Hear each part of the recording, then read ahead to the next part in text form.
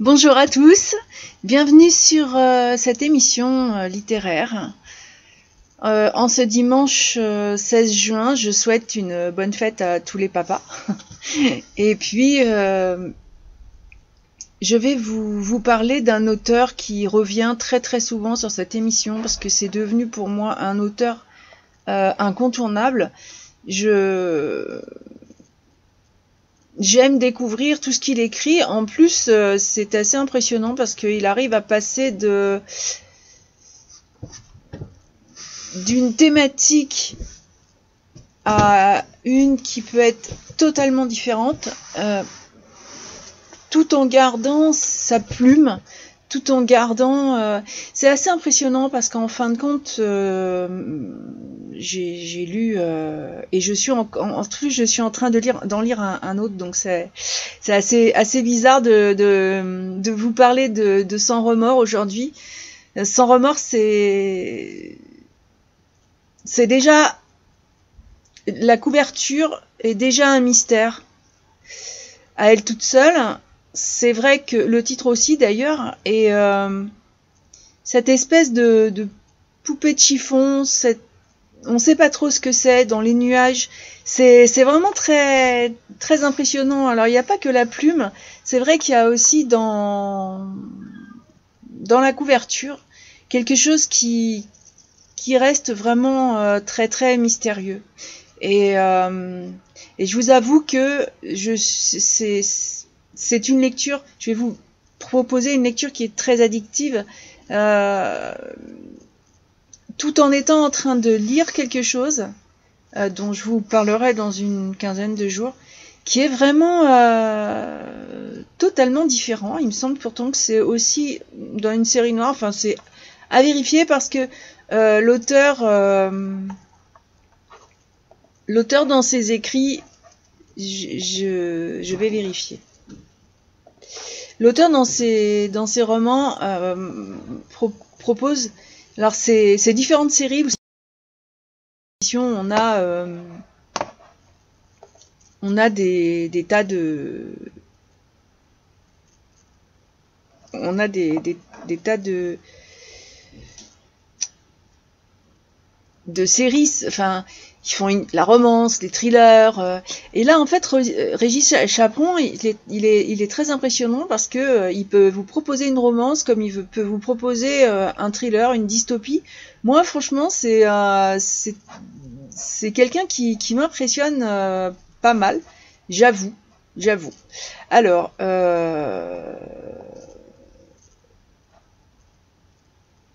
je sais.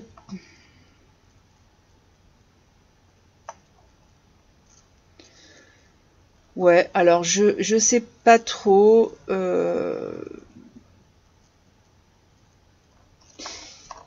Je vérifierai et je mettrai sur ma chronique rédigée pour voir un peu quelles sont ces séries. Moi, j'ai vu que c'était une série noire et je sais pas si celui que je suis en train de lire en ce moment n'est pas aussi de cette série.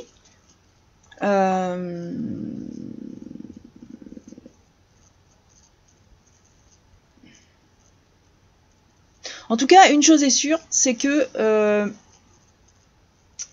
cet auteur peut vous embarquer un peu n'importe où. Et aujourd'hui, je vais donc vous présenter son roman qui s'intitule Sans remords. Et c'est vrai que je vais vous donner mes impressions sur ce roman. Mais sachez que j'ai dévoré cette histoire qui est vraiment addictive et qui soulève aussi quelques questions sur un sujet d'actualité qui est l'intelligence artificielle. J'ai vu pas mal de trucs passer à ce niveau-là sur les pertes d'emploi, qui ne fait pas un équilibre contrairement à ce qui aurait pu se passer jusqu'à aujourd'hui. Et c'est vrai que l'intelligence artificielle est en pleine expansion.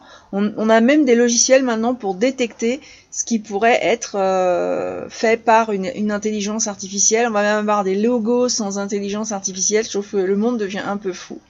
Mais en tout cas là, il s'agit d'un polar avec un suspense qui est incroyable. Et enfin moi en tout cas, ça m'a tenu en haleine jusqu'à la dernière page. Et je vais même vous dire que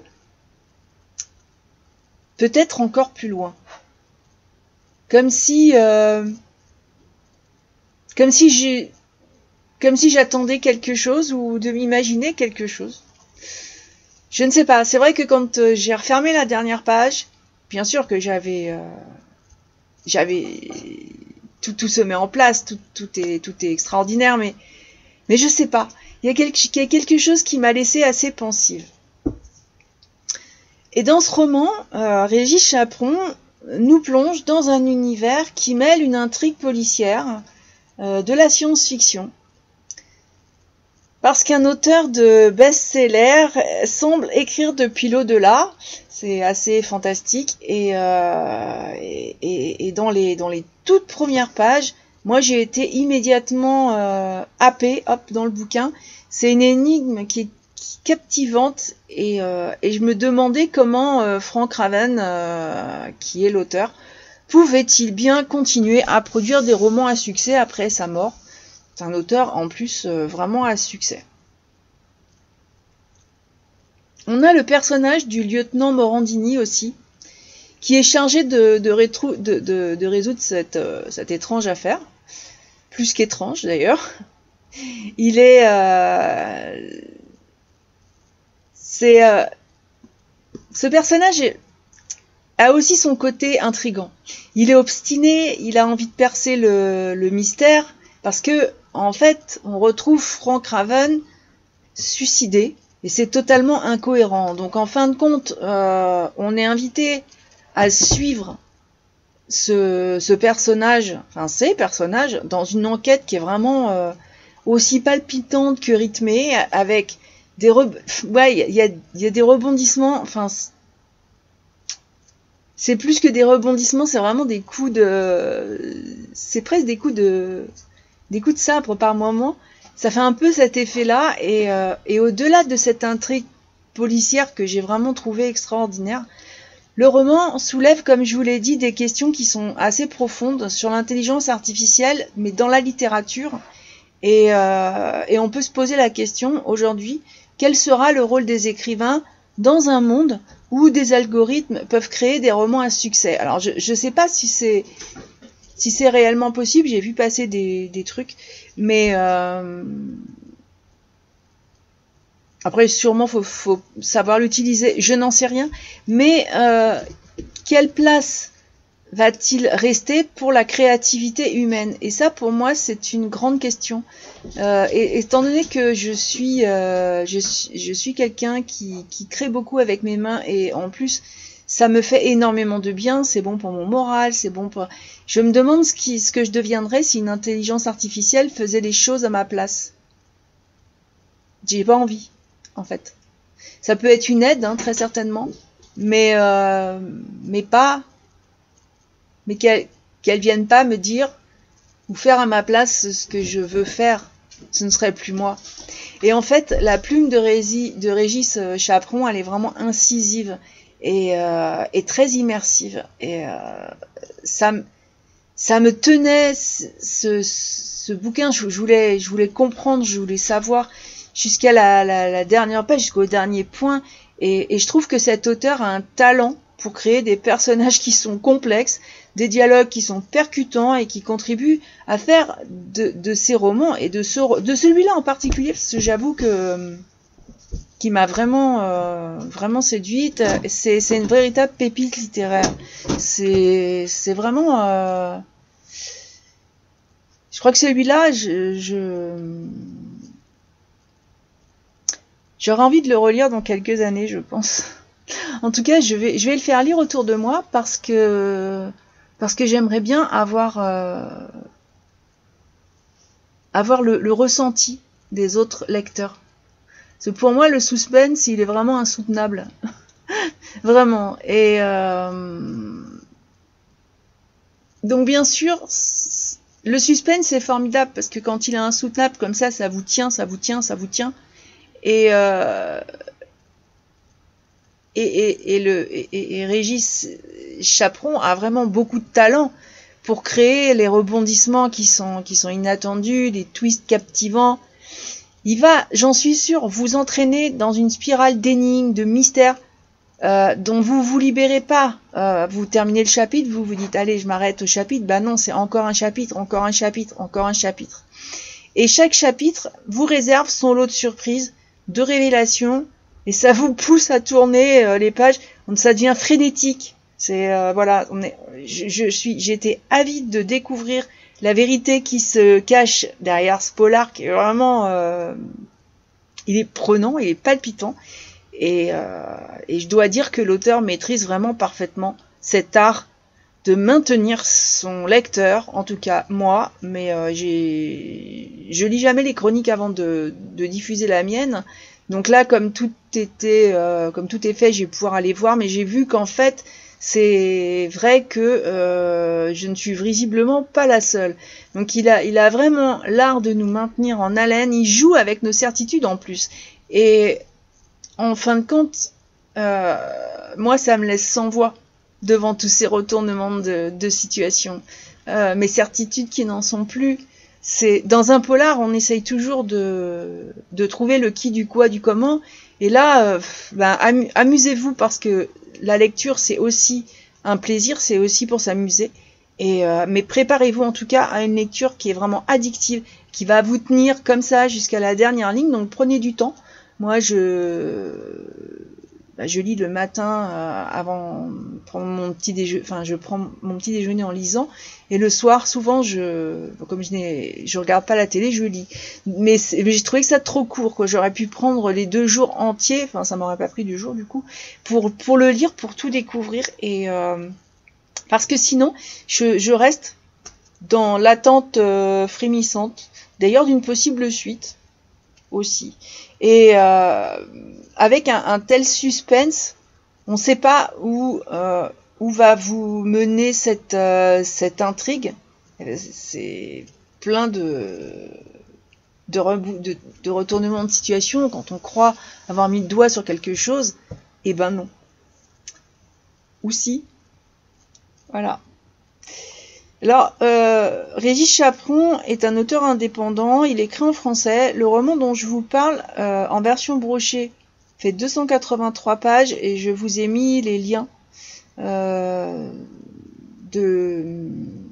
je vous ai mis les liens sur Amazon. C'est sur Amazon, il y a quelque chose qui est chouette, c'est que vous pouvez lire les premières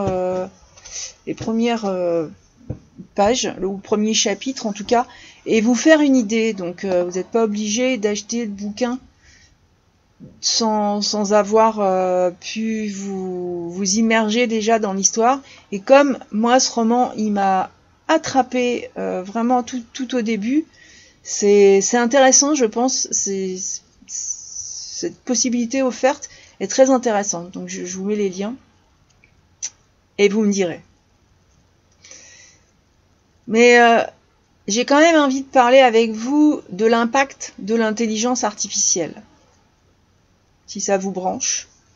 Alors, c'est pas une question d'être pour et d'être contre, ou d'être contre, parce que tout a du bon et du mauvais. C'est souvent la façon dont on l'utilise qui va avoir tendance à faire virer du mauvais côté de la bascule, alors que certaines technologies, certaines avancées, peuvent nous libérer du temps sans pour autant nous prendre notre vie, quoi. Alors l'impact de l'intelligence artificielle sur la créativité littéraire, c'est vraiment un sujet très pertinent, complexe aussi, et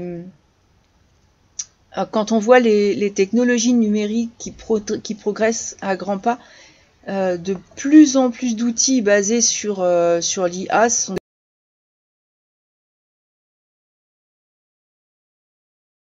de création littéraire. Alors, je sais pas ce que vous en pensez. Et d'une part, ces technologies peuvent être perçues quand même comme des alliés précieux, c'est ce que je dis, hein. Pour les écrivains, mais après pas que. Ça peut leur permettre de gagner du temps, d'explorer aussi de nouvelles idées. on peut demander à une intelligence artificielle un sujet, je pense, voire de donner des idées de chapitres. Je sais pas trop parce que j'ai pas ça. Un logiciel d'écriture, j'ai pas. Mais je sais que, par exemple, j'ai un logiciel vidéo qui inclut une intelligence artificielle qui repère les meilleurs moments de la vidéo pour pouvoir en faire un résumé. Parce que sur certains réseaux sociaux, on ne peut pas mettre plus de 59 secondes. Donc cette intelligence artificielle me ressort ça. Bah, ça m'évite de faire une deuxième vidéo. Mais à la base, ça reste quand même ma vidéo, mon texte. Et je trouve que c'est intéressant. Donc voilà. Et pour les générateurs automatiques de texte, par exemple, ils peuvent produire des contenus rapidement, en grande quantité. Ça peut être utile pour des tâches comme la rédaction de résumés, par exemple, ou de scénarios aussi.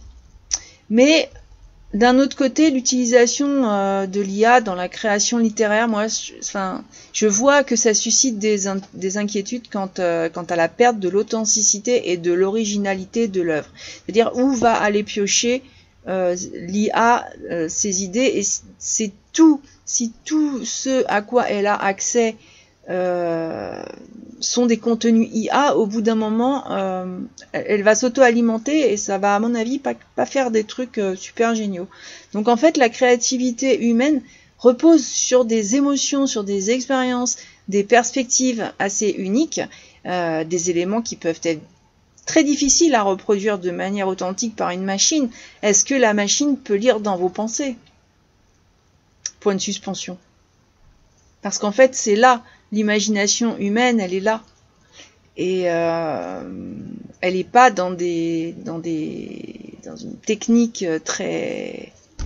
Alors la question n'est pas anodine. Hein. Je reste en rapport avec le roman. Mais en plus de il y a la question de l'originalité qui se pose. Une machine, franchement, peut-elle réellement créer quelque chose de totalement nouveau? Ou est-ce qu'elle ne fait que reproduire des schémas et des idées existants? La créativité, elle nécessite quand même souvent de sortir des sentiers battus et d'oser l'innovation. Des aspects qui sont parfois quand même difficilement réplicables par des algorithmes. Après, je ne suis pas spécialiste. C'est peut-être possible, je ne sais pas. Mais ça voudrait dire alors dans ce cas-là qu'on est branché sur une machine qui nous ponctionne nos idées, nos rêves. Ça m'emballe pas, parce qu'au bout d'un moment, que se passe-t-il? Alors, pour en terminer avec ça, l'impact de l'intelligence artificielle sur la créativité littéraire, c'est le thème, en tout cas un des thèmes de ce roman, soulève des interrogations éthiques quand même et philosophiques profondes. Hein, quelle sera la place des écrivains dans un monde où les machines peuvent générer des œuvres littéraires à succès? Oui. Beaucoup cherchent à vivre de leur plume. Si on les remplace encore par des machines, ben ça risque pas d'arriver, je sais pas. Donc quelles seront les conséquences sur la diversité, sur la richesse aussi de la production littéraire? Parce que ben une IA va toujours se rapprocher de ce qui est actuel, de ce qu'elle peut piocher. Alors si j'ai bien compris le système, c'est sur ce qu'elle trouve quand elle est connectée au web. Donc le web devient sa source principale. Sauf que notre imagination n'est pas sur le web, théoriquement ou disons très succinctement. Donc ça me pose quand même question sur la diversité et la richesse de la littérature.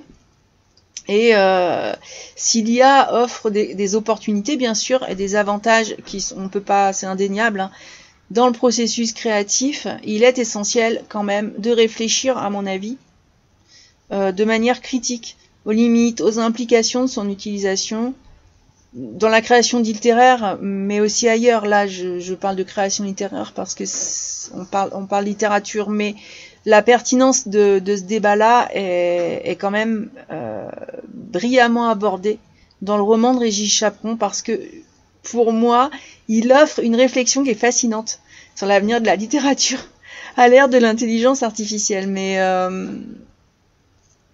je vais pas, si je m'étale sur le sujet, je vais spoiler. C'est pas trop le but. En général, j'essaye de vous laisser justement découvrir le roman et prendre plaisir à quand on s'attend à ce qu'on va lire, le plaisir n'est plus le même. Et si je devais conclure, Sans remords est un roman qui allie vraiment brillamment intrigue policière et réflexion sur l'impact de l'intelligence artificielle dans la littérature. Le lecteur, en tout cas la lectrice que je suis, a été embarquée dans une enquête qui est époustouflante et qui soulève des questionnements plus que profonds sur l'avenir de la créativité littéraire et la place des écrivains face à l'émergence des technologies numériques.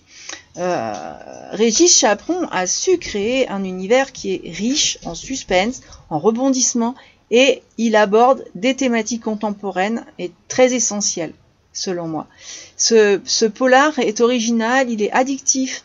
Je suis sûre que les passionnés de thriller et de science-fiction vont être complètement fascinés et enthousiastes, donc ne loupez surtout pas ce bouquin.